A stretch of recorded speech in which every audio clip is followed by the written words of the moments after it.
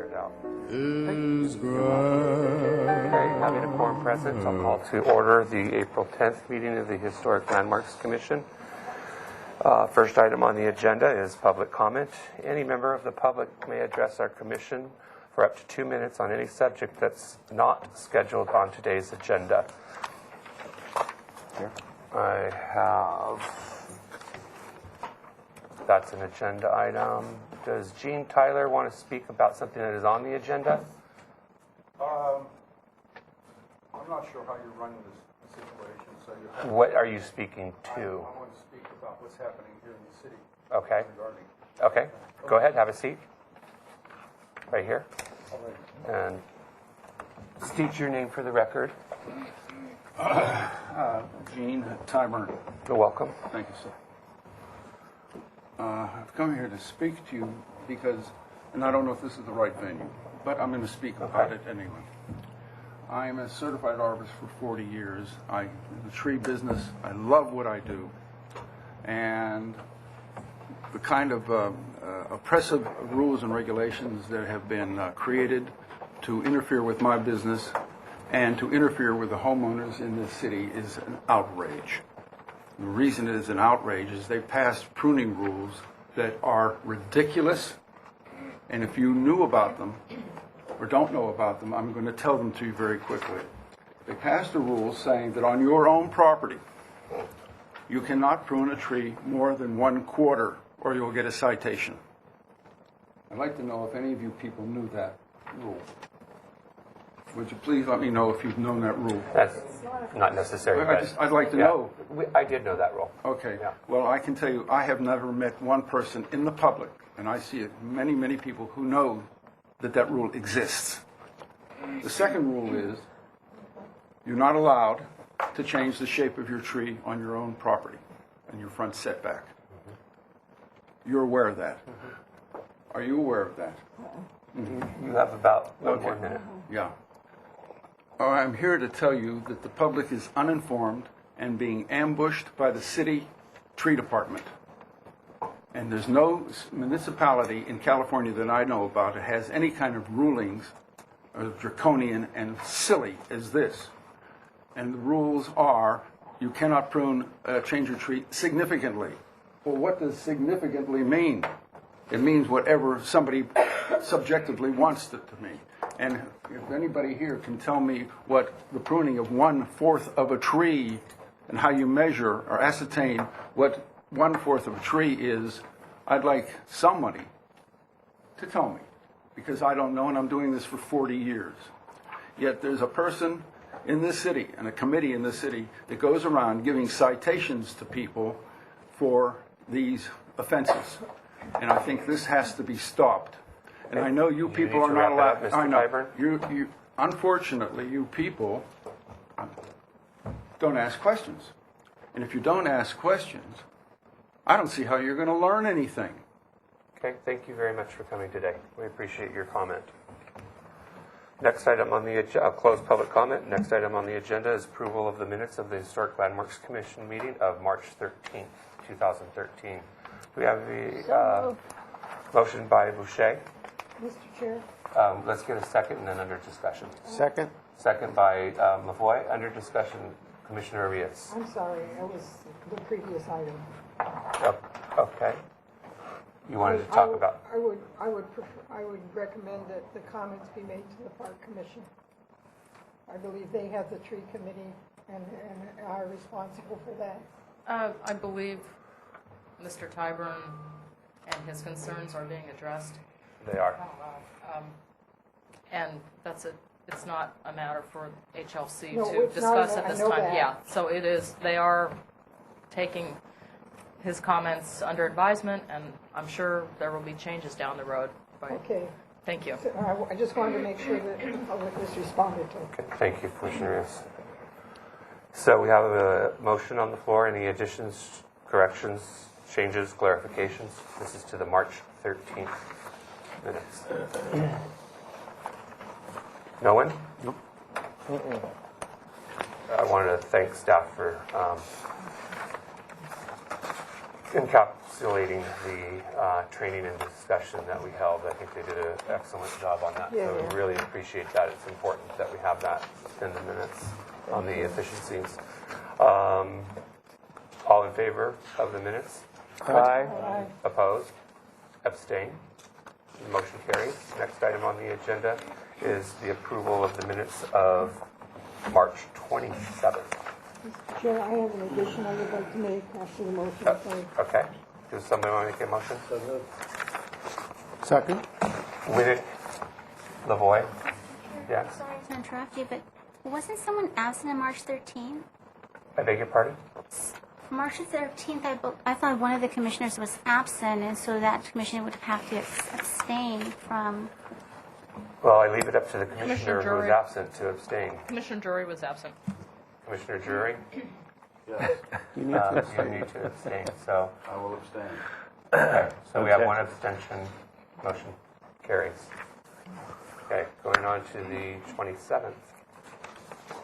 Motion by Winnick, second by Lavoy, under discussions. Comments? Yes, Ms. I would like the minutes to reflect the decision that I stated for not supporting the not voting for the project. I realize I do not have to by rules to state my reason, but I wish it to show in the minutes. What page and what item? The Garden Street item, 2112, 2112. Item page 1. 5.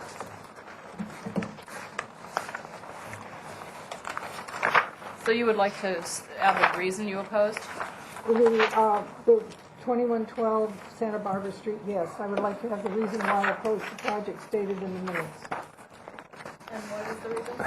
I support the project, but I feel that my concern of the potential effect on the garden by the pool deserves more review.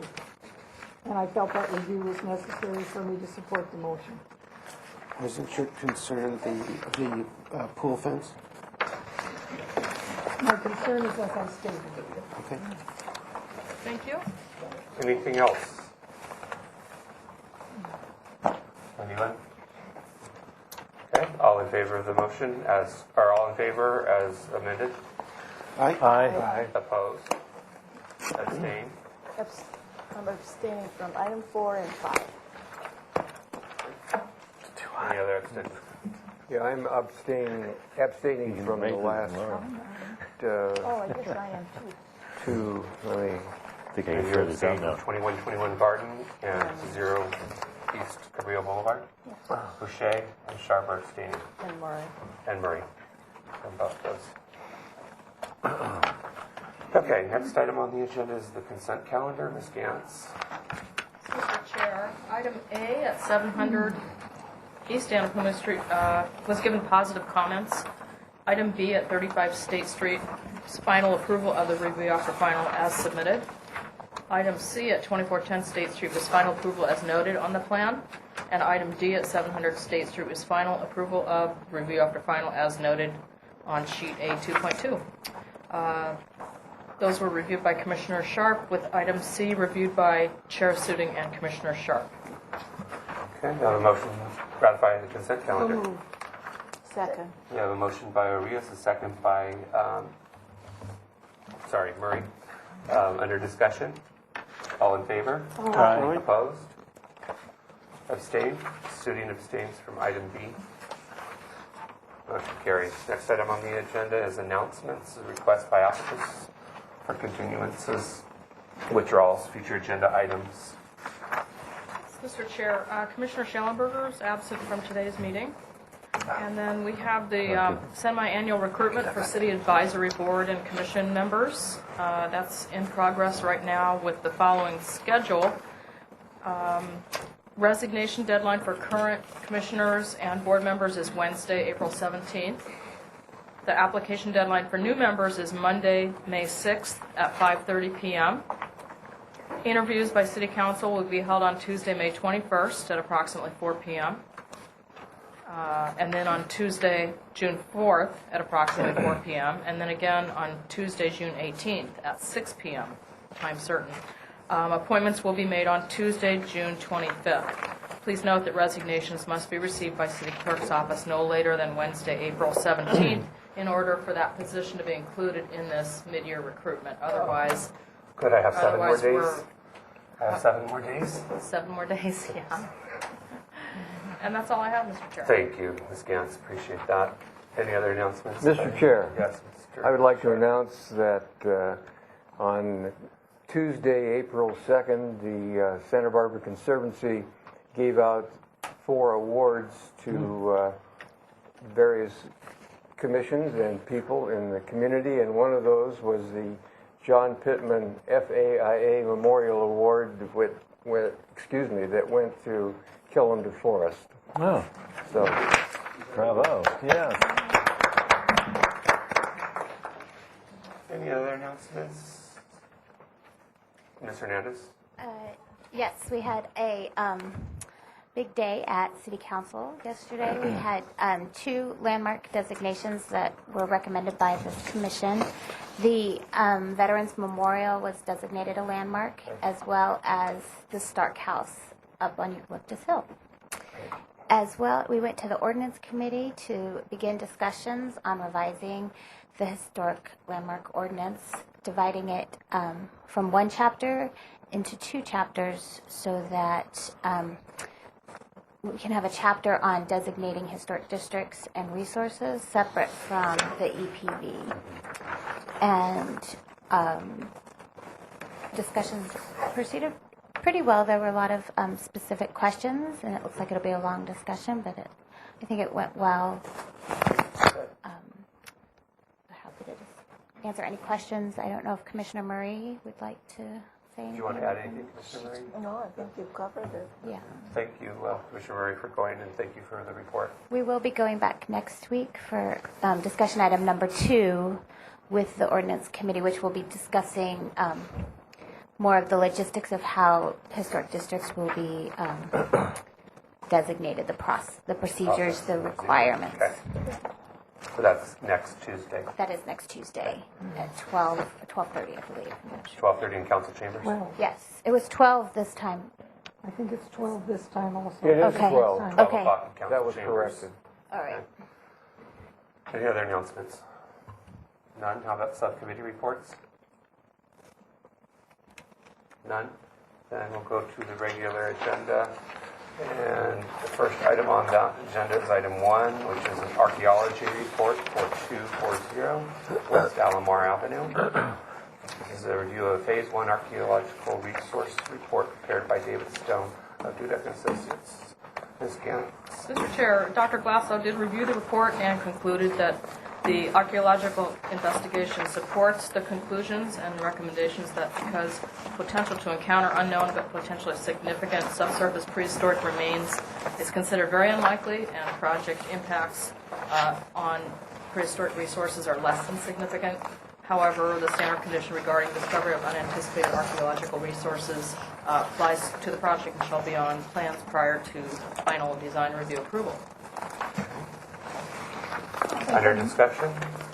Any discussion, questions from the commission? There's a letter from the public concerning.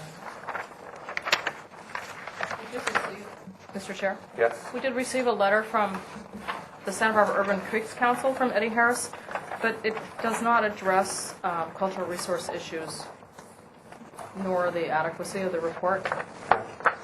We're recognizing a letter from Eddie Harris. Concerning the setbacks. And any other discussion or I'll make a motion to accept the report. Commissioner Arias has a question or comment. I have concerns about the impact of this proposed structure on the creek, as well as the modification proposed and the height of the buildings. So I'm going to propose, after the decision is made on the report, that a message be sent to the decision-making board that they seriously consider the compatibility of the proposed structure in regard to the neighborhood. I drove the site today, and I have it's something that we are working on under the landmarks, and here it is, you know, right in front of us. So I would propose after the decision is made on the report. Mr. Chair? I'm sorry. Go ahead. That a message be sent. If other commissioners wish to join in this message, they may, but I would propose that a message be sent to the decision-making bodies that they look very seriously at the compatibility of this proposal with adjacent neighborhoods. Okay. Mr. Chair? Ms. Gantz?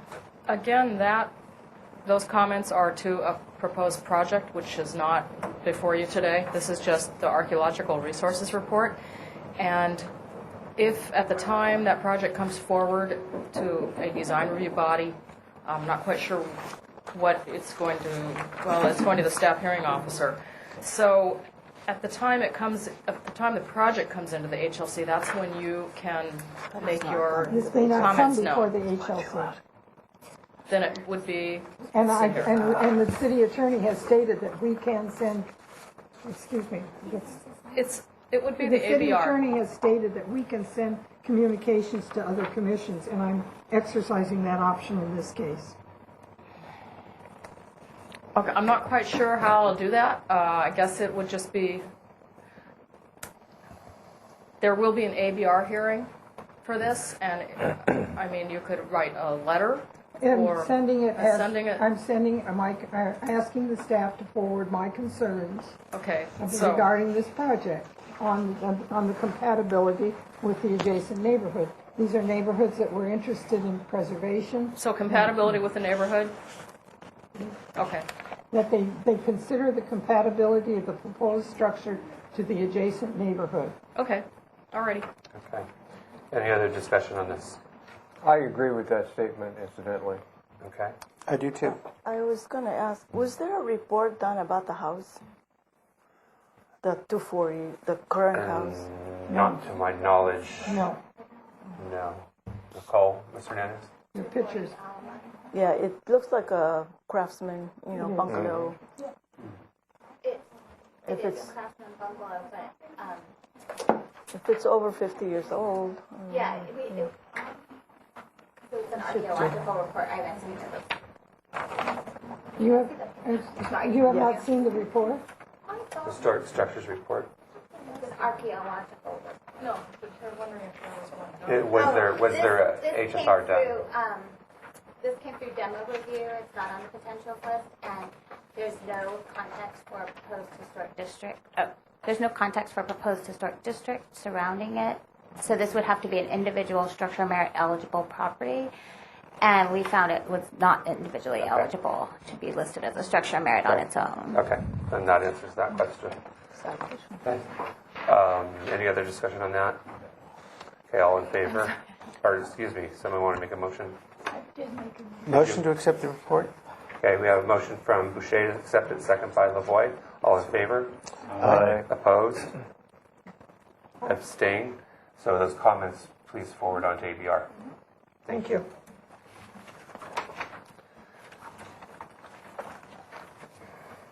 Next item on the agenda is a miscellaneous action item. It's a public hearing.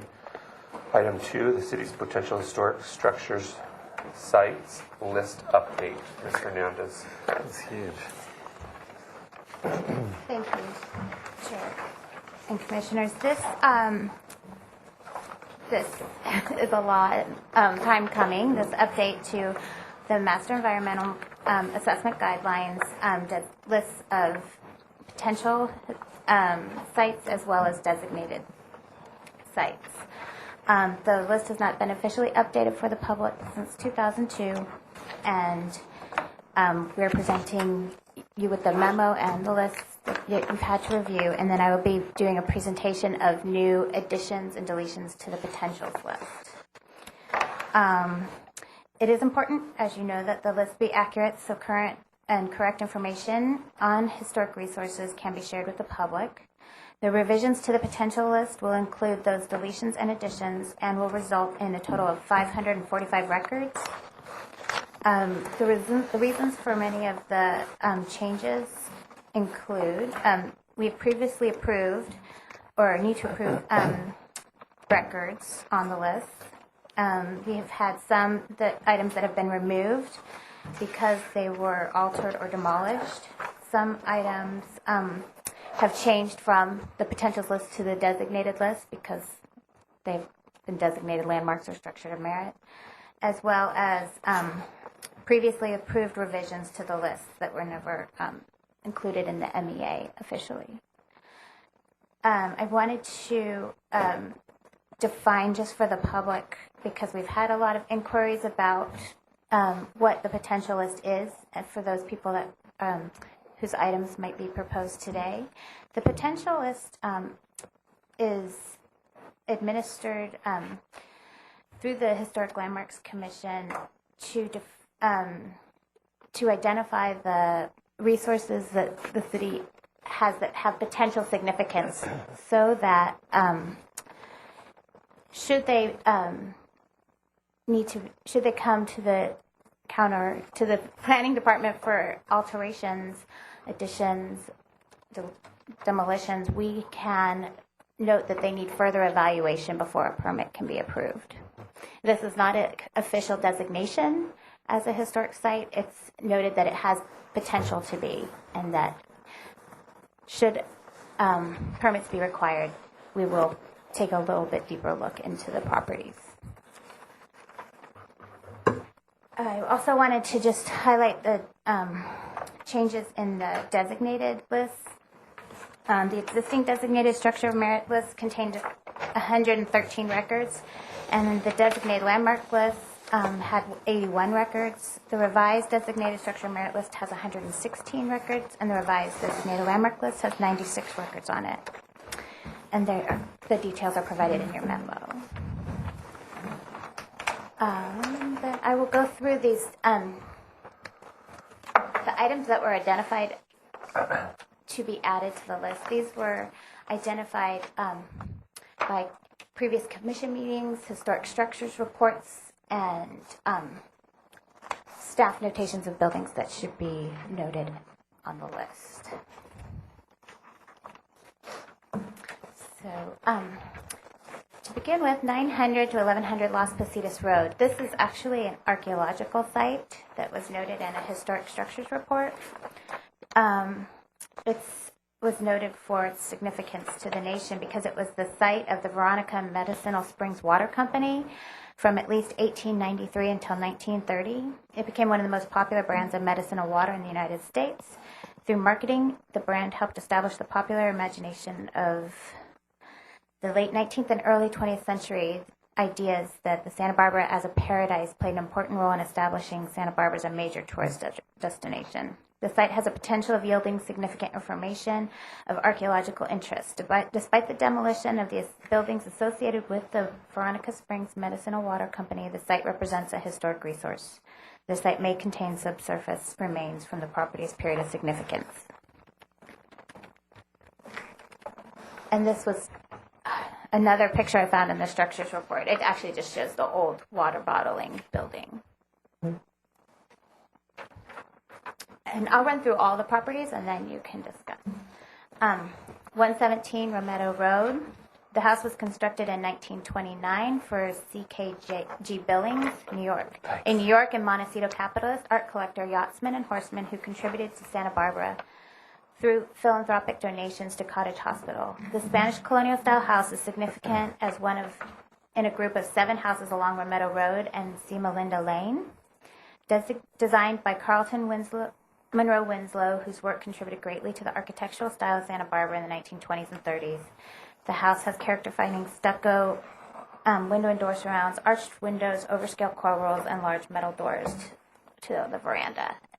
And the owner sent us these photos because we couldn't get on the site, but he generously sent us these pictures, so hopefully you can see. And I think you looked at the structures report and reviewed this project, actually. Lots of these will look familiar to you. Yeah. They just never were officially put on the potentials list. 2127 De La Vina. This 1918 craftsman-style house is typical of the modestly designed bungalows of the period, with the character-defining features for a deep front porch, cross-gabled roof with deep covert hanging eaves, exposed brackets, and a timbered pergola and shingled siding. The Craftsman House was an important and integral component of the American arts and crafts movement and one of the most popular and enduring themes in American architecture. All over California, the style was manifested in designs by professional architects and modest interpretations for middle and working class families built by local contractors using pattern books, designs such as this house. This house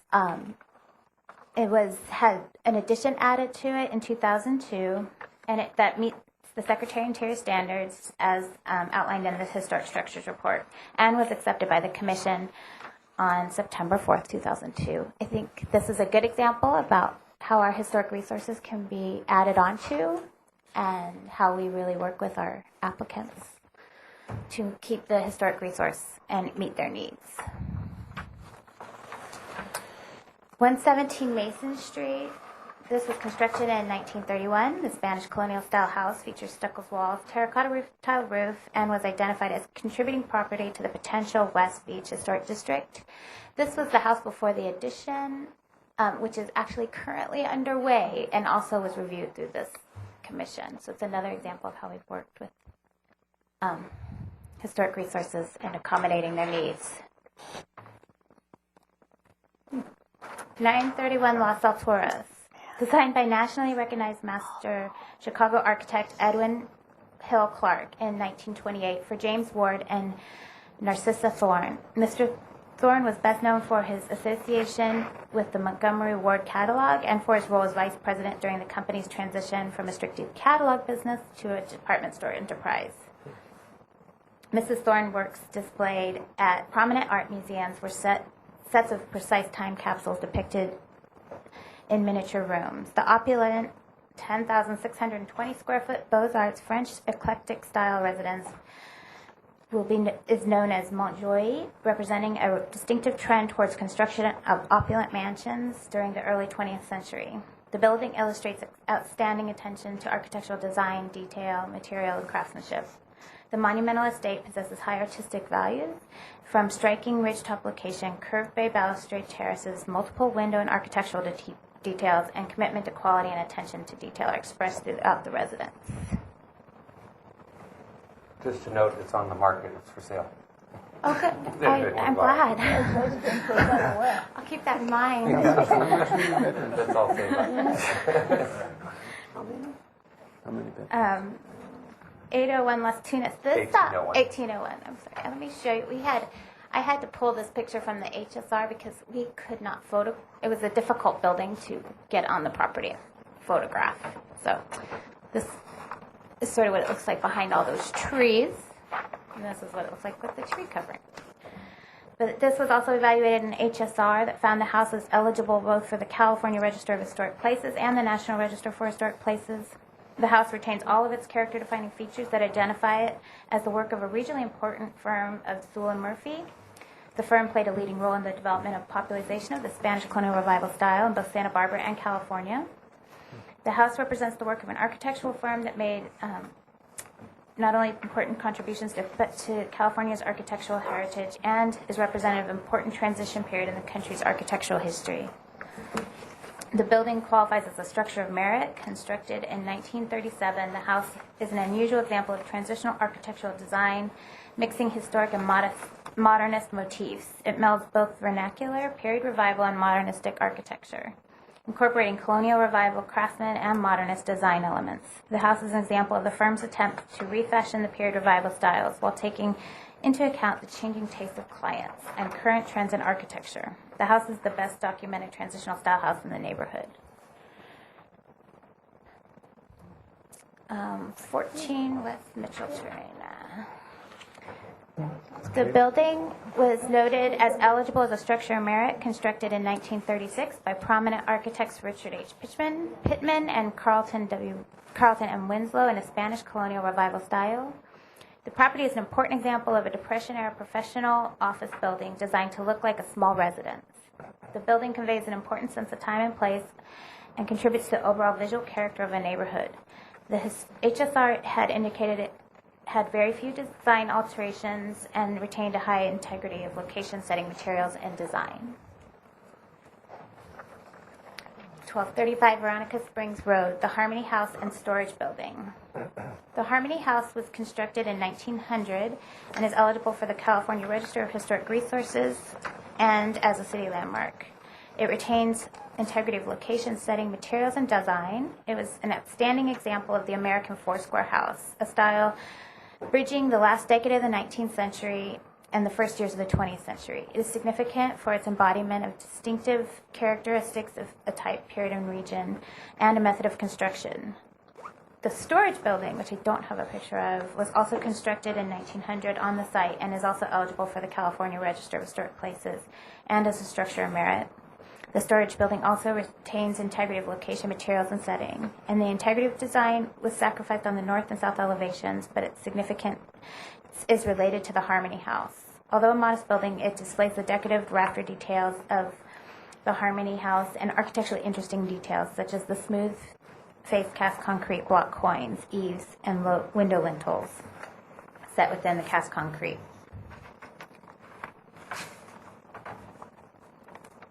"34 West Victoria. The murals are eligible for the National Register of Historic Places and the California Register of Historic Places for being associated with the lives of people significant in our past, as the murals represent the work of the Santa Barbara artist Joseph Knowles and for representing an important regional example of mid-20th century public art. Knowles, who worked in a number of media, including the tile murals, paintings, drawings, and graphic design, was an important contributor to the regional art scene between 1930 and 1970. The mural design, with its 6 large mosaic panels, represents one of the more important examples of mid-20th century public art in Santa Barbara area. The mural's semi-abstracted imagery incorporates iconic motifs drawn from local history, including Chumash canoes, Spanish galleons, carretas, wagon trains, and automobiles and rockets. Presented in chronological vignettes, the murals depict the ideas of progress both culturally and technologically through the lens of mid-20th century modalities. The murals embody the distinctive characteristics of its type and represent the work of a regionally significant artists.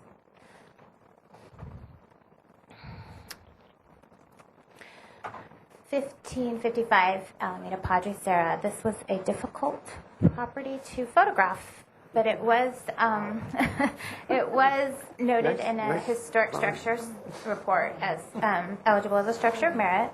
Built in 1924, the Tudor Revival style house is characterized by wood casement windows with diamond patterned leaded glass stucco walls, rollover roof to imitate a thatched roof, and the house typifies the type of upper class housing built in Santa Barbara in the early decades of the 20th century and is a good example of its type.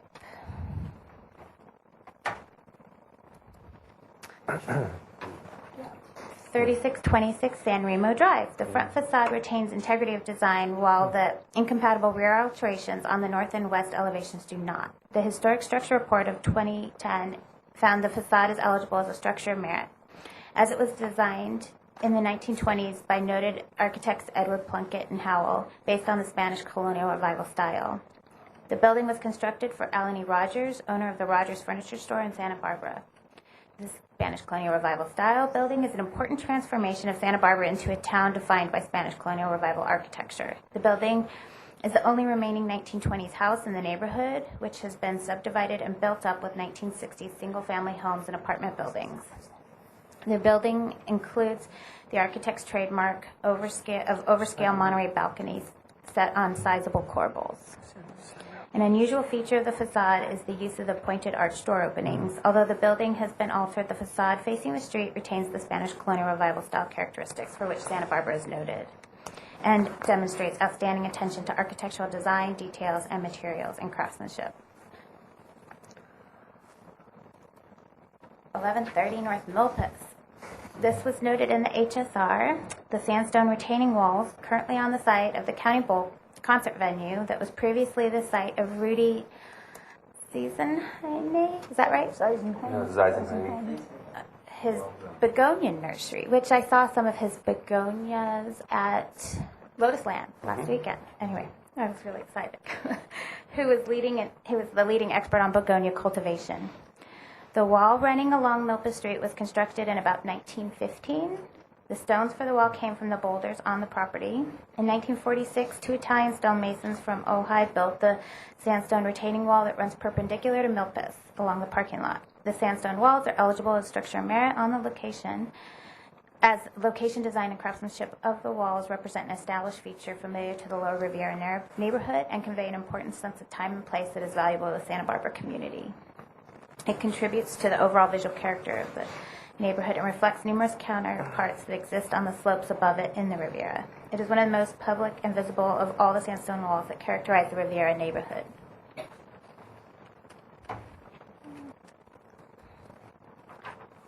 (1653) Mission Canyon Road. The Craftsman Style House was designed between 1903 and 05 by Samuel Isley for banker Herman Eddy. The arts and crafts artist Christopher Torno was the contractor. The house was sold in 1934 to the Santa Barbara Museum of Natural History as the director's residence.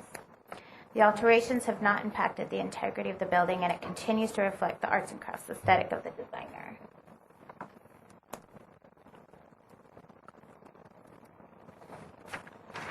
(20) 2132 Mission Ridge Road. Began in 1913 and completed in 1915. The house's Mission Revival style was designed by the firm Sewell & Ray for Clarence and Mary Black. The estate was surrounded by expansive grounds noted for extensive use of sandstone terraces of retaining walls, estate walls, and gates. Sewell & Ray was one of the prominent early 20th century architectural firms practicing in California. Clarence Black was a promoted civic leader and philanthropist and historic preservationist in Santa Barbara in the mid-19-teens.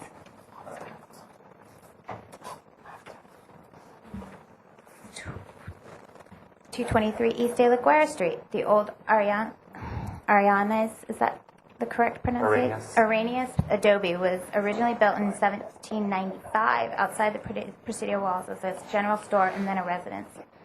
In 1910, it was sold to the Neighborhood House Association and converted to public use. During this remodeling, original columns of the Arianes adobe were replaced with elaborately carved and fluted ones that had formerly graced the corridors of the patio and the portales of the Palatial Aguirre house. This new building was badly damaged in the 1925 earthquake. As a result, it was taken down and the present stucco house built in its place. The central portion of this building is reminiscent of the old Arianes adobe, although it is about 50 feet northeast of the original site. Along with 2 additional wings, a column of the entrance porch to the north wing differs from the columns of the main porch of the central portion, and probably was one of the front portales columns of the old Aguirre adobe. Today, the building is used for the Family Service Agency. 1295 Coast Village Road, found eligible for the National Register of Historic Places in the DPR form, and that was completed in 2008. It was constructed in 1928. The Montecito Inn is significant for its architecture. As the city of Santa Barbara became virtually synonymous with Spanish and Mediterranean-influenced architecture in the wake of the 1925 earthquake, in the largely very residential community of Montecito, where the influence of the style was not as pervasive or pronounced. Montecito Inn was one of the most striking examples, especially given its prominent location on Coast Highway. In fact, it appears the inn was the only multiple-story commercial building built in the Spanish colonial revival in Montecito at the time. The property was designed by architect-engineer Edward and Mayberry Los Angeles, who also designed several arch bridges in Santa Barbara County during 1910 and 1920s. The Montecito Inn is significant within the local context as an important work by a master designer and as an early example of the Spanish colonial style in Montecito. 125 West Anapamu. This Mission Revival style building was constructed in 1924. The building retains its character-defining clay tile eaves, original windows and openings, and smooth stucco walls. Some inappropriate lighting and security cameras have been added, and there are a few alterations on the side and rear elevations that do not impact the ability of the building to convey its historic significance.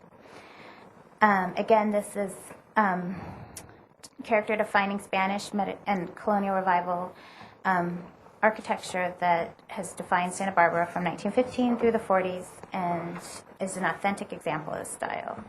And the building would qualify as a structure of merit. 126 East Canna Perdido Street. This is a remnant of the Chinese community. This building was constructed in 1946 as a restaurant for Jia Yi Chung. by architect Roy E. Chessman. Jimmy's Oriental Gardens. And it's known as Jimmy's Oriental Gardens. Long lamented. 25 Arlington Avenue, constructed in 1925 as the Potter Apartments. The two buildings were made of smooth stucco walls, a simplified cornice, and double-hung wood sash windows. The building was designed by structural engineer William T. Pierce. The southern building has a tripart window with a large window flanked by two smaller, 1/1 typical to Santa Barbara, with decorative lugs on the upper sash. The entrances face each other in the courtyard, and the wood doors with transoms are inset into the stucco arches. It is reminiscent of the bungalow courts that were also a solution for multifamily housing in Santa Barbara in the early 20th century. 1914 Santa Barbara Street. I'm going to show you this. This is the original carriage house to the Kenny House or Galen Lodge mansion, and the property's been divided. So there's this carriage house as well as the water tower that are part of the parcel. Constructed in 1895. That is all the information I have on it. Can I ask you a question about that list? Yes. That you just went through? Yeah. The list in your memo is slightly different than the list that was in the agenda. The list in the memo includes 900 through 1100 Las Positas. The list in the agenda does not. The list in the agenda includes 25 East Mason. The list in the memo does not. We added 25 East Mason when they came for their HSR. We added them that day by a vote. Okay. And so what then happens to 900 through 1100? Las Positas. That's not on the agenda list. But I guess it's the list in the memo the list in the memo needs to be updated. Yeah, I thought that one was included. I don't know Okay. why it wasn't. Just That was the only one. be aware that the two lists do not jive. Okay. Thank you. Okay. And Was like earlier. yeah, we need to keep going on this so that we can hear the next Do you want item. So the removals? whatever you feel comfortable, but let's keep moving. Okay. This will be quicker. This item is proposed to be removed from the list because, as you can see, it was constructed in 1922 and surveyed in 1980, but it has been substantially altered beyond any recognition of the original. 2031 De La Vina was altered so that it's no longer significant, and it was deemed so in the Historic Structures Report. 1822 De La Vina was noted in the Historic Structures Report as no longer having sufficient, it no longer retains enough integrity to be a historic on the potentials list. 529 West Junipero. This was demolished, but needs to be removed from the list now. And 227 North Nopal Street, the church was reconstructed, so it no longer is. No longer there. It's there, but it was completely rebuilt, so it's no longer an Completely. original historic building. And that's the education building on the other side of the church site. This 25 Santa Barbara Street. This was noted to be removed, but it is a Kem Weber design, and it's been on the potentials list, and we don't have a file on why it was added, but I imagine because it's a Kem Weber design. But it was noted that there'd been alterations and should be removed, but I did not feel comfortable removing it from the list without the commission's input. And I do have the original plans here if you wanted to look at that Kem Weber's original plans and the new buildings. I still think it has some really neat architectural features. When was it built? 1953. So that was one that I was asked to remove that I didn't feel comfortable removing without the commission. That is the end of my presentation. Thank you. Thank you, Mr. Hernandez. We'll now open public comment. I'm acknowledging a written letter from Ms. Paula Westbury in opposition. We have a letter from Shan O'Brien Goldman regarding 25 Arlington Avenue, wishing not to put his property on the list. And then the first member of the public to speak would be Sue Carter, followed by Bernard Unterman. Please come up to the table here. Have a seat. Thank you. Thank you for being patient with us. Oh, this is very interesting. It's fascinating. And all the resources we have in Santa Barbara. It's I wonderful. know, it is. Yeah. And I'm here to represent Ms. Goldman because she is not able to come. And she would like to withdraw. And if you could put that microphone a little closer to me so the audience can hear you. Thank you. Yes, she did email this letter this morning. Hopefully all of you received a copy. Yes. She would like to withdraw this property from your potential list because actually the exterior is not historically the same visually as it was when it was built in 1925. Mr. Chair, could we have the address? 25 Arlington Avenue. Okay, 25, thank you. Mr. Chair, I also have the original drawings if the commission would like them. Let her get through her. Sorry, that's okay. The original color was a very loud pink, and there were no awnings on it. And the entranceway to the building on the left was very plain and unappealing. They altered the paint to the current yellow, installed awnings, and changed the entranceway into the building on the left to match the facing building. In addition, a walled garden was added. It really conforms more to our design standards of today than it really does historically. She appreciates what the California Environmental Quality Act is doing in preserving our properties that are so important to us in Santa Barbara. But she feels that the building at 25 Arlington Avenue should not be represented on this list. She feels it is not historically accurate from the date of its origin. And she wants to thank you for your consideration in removing this property from your potential list. Thank you. Okay, thank you. Steph, did you have anything to add to that? Just that you have the plan. The commission wanted the original.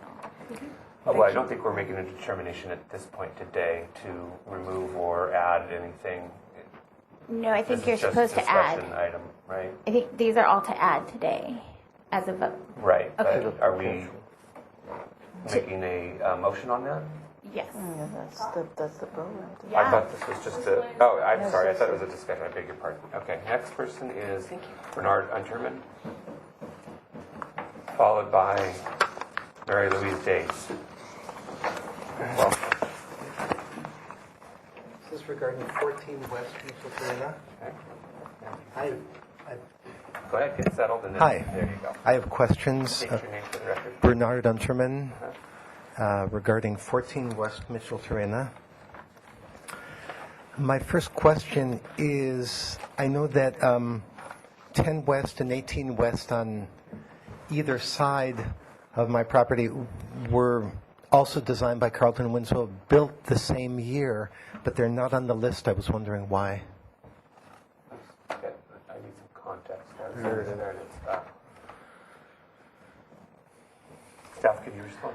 This was, this building was evaluated in a historic structures report, and when they're noted in a historic structures report that's approved by the commission as being potential, we add it, usually, we add it to the list, because it was noted and evaluated already for its significance. Those others might not have had that process done yet. Okay. So there was, You want to see those other buildings considered? No, they belong to other people. No, it's no. Yeah. I mean, they were built the same year. They have been, I've been listening to the conversation, they have been altered. 14 West has not been altered, except there was a construction permit that you granted for a residence in the back, which you can't even see from the front. that's where when it was evaluated as Right. having potential historic significance. So Yeah, that's- to get that building permit, the urban historian had to review it at that time. Right. Yeah. We should, I remember you some from are already on the list on that block. There's 22 West Mitchell, 20th, 30th, 2, east, 22 West. So, They're already, they're already that's on. why. The other two are? Yeah. Oh, that's- Just that's the one, question. just the one. Just 22. Just 22 is on 22, the list. so Oh, it'd be yeah. the one closest to Chapala. Yeah, oh, no, the 22 is George Washington Smith. Yeah, but the other two on either side of mine, they were three that were built the same year, and We'll have staff look into that. yeah, I was just curious why mine and not theirs. But then I looked at them, and I think they did alter the fronts. Then I have another question. I don't know what sort of restrictions there are if this property is put on the list. My neighbor at 18 West Micheltrena had new windows put in. I still have the original crank windows, and they don't work that well, and they're not airtight. And I would like at some point to install the type of replacement windows that my neighbor did, and she got a permit to do that.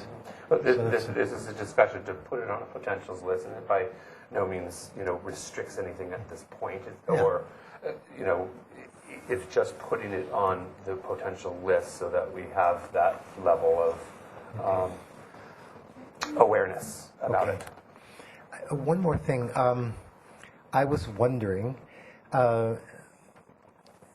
since there will be some restrictions for the owners of the properties on the list, I was wondering if the Landmarks Commission, if the city ever considered helping out the owners of the properties placed on the list by, for example, paying half the cost of periodic external repainting. And these are things that could maintain the property in a beautiful state, so that they are a nice reflection. For example, maybe paying half the cost of termiting every 15 years. Again, preserving the structure, the integrity of the structure. Sending a gardener by once a month for touch-ups. Again, Do you want him to stock the bar too? Point taken. this is something that could help the owners of these structures to keep it in great shape. And I know that the whole purpose of adding these properties is because they represent the beauty of Santa Barbara's past. And so this is a I need question to wrap up Okay. your portion. Do you have a yes, I Commissioner? would Yes. refer to him to the Mills Act. Yeah. Yeah, that's Go what I ahead was and do going that. to suggest. The Mills Act is, I would refer to the staff to say what the Mills Act is. If Ms. Hernandez could just quickly encapsulate what the Mills Act is, so that we can move on. The Mills Act is a tax abatement that you get when you restore your building. It's through the state. There are tax credits It's available like a to tax you credit. Okay, so Based that on would the be cost some- of your if project, you were on they will help designated. you get some Instead of tax helping you to relief. repaint the house, you lower the taxes. That's Well, we it. don't, but But I do have, Okay. I have a packet of information. There's also some on our website Okay. okay. that you can. All right. Thank you. Thank you, Mr. Untermoon. Next is Mary Louise Days, followed by Callum DeForest, and that's the last speaker slip I have. Mary Lou Days, please. Thank you, Mr. Chairman. I support many of these on the list. I would like to point out that my old church, Our Lady of Guadalupe Church, which is now new on the inside, it had a facade-ectomy, so the facade was kept, and that was an historic church even before it was moved over there. So I'd like to just point that out. It's not an entirely new church. I'm also confused about 223 East De La Guerra Street, because the description read by Ms. Hernandez was about the former Arianas adobe, which has columns from the Aguirre adobe on it. But the photo was of the office building from the 1920s. And this was a very permanent property, of course, in the Phase 1 architectural survey. So I'm surprised that this was not already considered significant in the Phase 1 architectural survey. I don't know to what extent some of these private historic resource reports are compared with our architectural survey, because as Ms. Boucher remembers, and Ms. Arias, who worked on those surveys, these buildings selected, or sites and structures selected as most significant, were had DPR forms prepared and were sent to the state, and we had a list of them. So I'm just curious about why this is showing as if it's a new addition, unless it's for this building. Do you have a and quick not for answer the to that, adjoining. Ms. Hernandez? Or does that take a little bit more research? It might take more research. I was given a list of buildings that needed to be added that had been noted throughout the past 10 years that needed to be added, and this was on it. And I have done all the research I could to find why. Okay. Well, you need to look in the list The other one. from the surveys, because they're already potentials. We've gone through every list on the survey. This was the one that was needed to be added. Oh, But the other one is already on. Is the other Okay. one already? Thank You have Thank you, Ms. Days. We'll get to the bottom of it because there's other questions about that list too. Kellum DeForest. Good afternoon. I just wanted to thank staff. Yeah, oh, excuse me. I wanted Kellum DeForest. I wanted to thank the staff and for putting this list together and getting these pictures. It's very good to be reminded of these importance of these buildings, and just a list of addresses for me that get the pictures have been a great help in recognizing the structures that are being considered. So I do hope you will go ahead and give them potential status. Thank you. Thank you, Mr. DeForest. I'll close public comment now, bring it back to the commission. I wanted to ask, I'm assuming that the designation subcommittee worked on this list with Ms. Hernandez? Yes, we did. Yes. But we'll have to, Right. you know. I think that because I think these were additions to what already exists. What already existed should be there, right.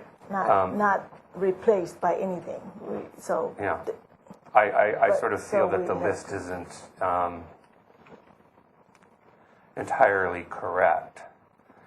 And not that it's, now these were identified, but all these were identified by story structure report that had been accepted by this commission, okay. and that have not been on the potential list. This This list meaning the this list that list, is yeah, in the agenda. Right, in the agenda. Commissioner Winnick, do you have anything? not all of them had structures reports. They were also noted in meetings. I appreciate that. I understand that. Mr. Winnick, did you have anything? Are we comments or questions right now? Either. Okay. I guess my comment is I think on the proposed designations of potential historic structures, I think it's pretty clear, and it seems to me what's on the list is good. I think the questions are more on the deletions. So I think if we want to be able to move ahead today, we could certainly move ahead on the ones that we want to propose be added. Anyway, that would just be my point. Yeah. Commissioner Rios, anything? Well, my only, I can agree that we could move ahead on the majority of the list. However, the one on 14 West Mitchell Terena, no, not that one. The 25 Arlington, I would like staff to do a little further research on to find out exactly what coincides with what the letter that was submitted by Ms. Carter and what we actually have. That's the one I would just want to rather see delayed for a little further investigation, but the majority I have no problem with. Mr. Chair, Commissioner Boucher? just to be very brief, having worked on all the surveys, you turned it on already. Just checking. Just checking, thank you. I can recall that this was one, working with David Gebhardt and so forth, was one of the things that was picked out of one of those early surveys. 25 Arlington Avenue. 25 Arlington. Yeah. Okay. Commissioner Lavoie, any discussion? Just briefly speaking to this one in particular, since it's been brought up, paint color is easy to change. Awnings are easy to take off. The building, for the most part, retains its characteristics. So, looking at this as, in the future, would be very comfortable in saying, yeah, it maintains all of its character-defining features, or at least most of them, which more than we can expect most projects. I did compare the building to the original drawings. Yeah. So I've done some research to get it on the potentials list. I haven't done the extensive that would require it for designation. Exactly. Right. But This is only a potential list. Exactly. It's a threshold. Commissioner Murray? I think, well, that one is not here, so, no, I don't have anything to add. Commissioner Sharp, anything to add to this? Yes, I would like to thank Ms.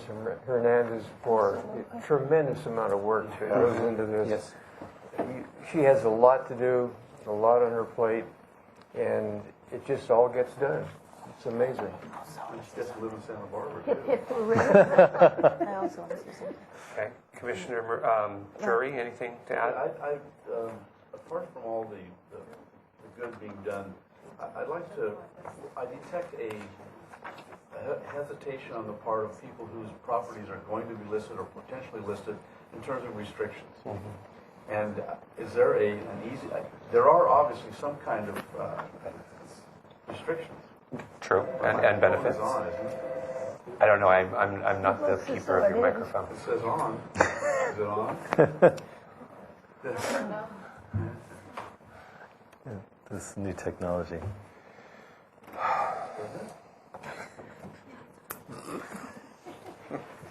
Oh, gosh, all those words. So I detect on the part of people whose homes are potential that there's a bit of hesitation because of possible restrictions on their properties. And how do we... When it gets put on the potential list, it's not necessarily a restriction, but it's it's an alert that it's putting it on the radar, so to speak. And certainly any project that happens in Santa Barbara, whether or not it's potential or not potential, falls into some category of review, generally. yes, It it does. I'm assuming it's not a burdensome review. Well, usually, It- this is sort of, Mr. Hernandez. in practice, that when someone comes and the property is listed on the potentials list, and they're coming to the front counter for alterations, the staff will forward the proposal to me, and I will initially review to see if there's any major alterations that would have any potential, that would require it to have a historic structures assessment, or Right. come to you for review. Right, so the level Anything of scrutiny beyond is a restoration. elevated, but It comes it's, here. Yeah, It sort of brings it here instead of staying in the SFDB and I ABR gotcha. world. Ms. Weiss, did you have something to add? Yes, I just wanted to be clear that by being placed on the potentials list, it does trigger a new review process. For example, if we have a single-family home somewhere in the community that's not on the potentials list, it might not have any review. A property owner can come in and change the windows with no need to go to the single-family board. So the potentials list brings the property into the realm of the Historic Landmarks Commission review. It takes projects off of the ABR calendar. It moves them into the Historic Landmarks Commission purview. As Nicole Hernandez is explaining, the first level of review for potentials list is at the staff level. So not every change to a property on the potentials comes before this commission, but it is a significant move into the realm of the Historic Landmarks Commission. You all are also noting that in the event that a project was proposed on one of these properties without being listed, and it was going to an architectural board or a planning commission hearing, the type of review is not different. By putting it on the potentials list, it really doesn't change what we would have done anyway. But I think the public doesn't always understand when we say, oh, it's just the potentials.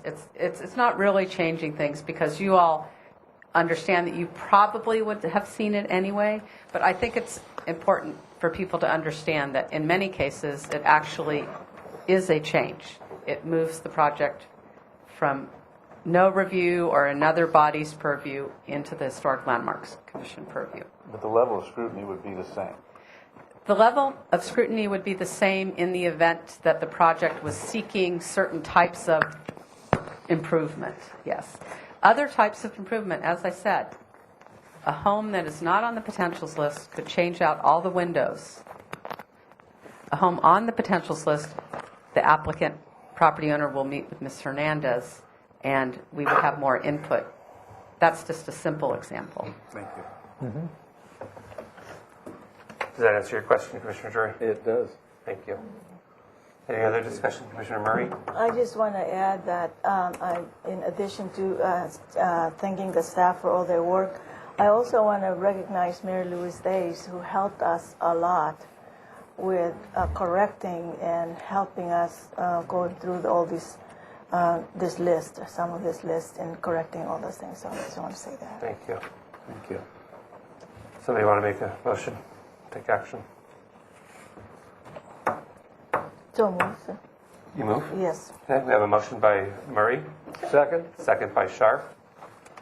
All in favor? Aye. Opposed? I have to abstain on 2132 Mission Ridge. Okay.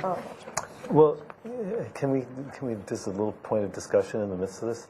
Because there was a question by Ms. Hernandez, at least about one item. Because what I'm hearing, sorry to slow things down, Commissioner. We're basically approving the list as submitted so there were some points of clarification I heard from Ms. Days about the church that possibly shouldn't be removed from the list. And so that opened a question. Then Ms. Hernandez brought up the question about that one particular unit that she was asked to remove from the list. So I'm not clear if that was even on the list to be removed or not. So are we changing the status on that very last one you showed? Yes, that is on the list. And will it remain on the list? It was noted to be removed, but never officially. I need to know. I wasn't here when it was added, so I have done research, but I feel like it should be a commission move to remove it from the list. Okay, could I make a motion, or could I propose an amendment to the motion? Thank you. Please. One, I would propose, I don't know the street address for that one. 2525 Santa Barbara Street. Thank you. I would propose that 2525 Santa Barbara Street remain on the list at this time until we can make further determination. And I also would propose that we do not remove the church that's over on Nopal from the list at this time. Okay, so is the maker of the motion okay with that? I totally agree. And the secondary? Yes. Okay, all in favor? Aye. Opposed? Abstain? Lavoy abstains from Mission Ridge Road 2132. Anybody else have any abstentions? Nope. Anyone? Okay, motion carries. Thank you. I want to thank the public for coming as well.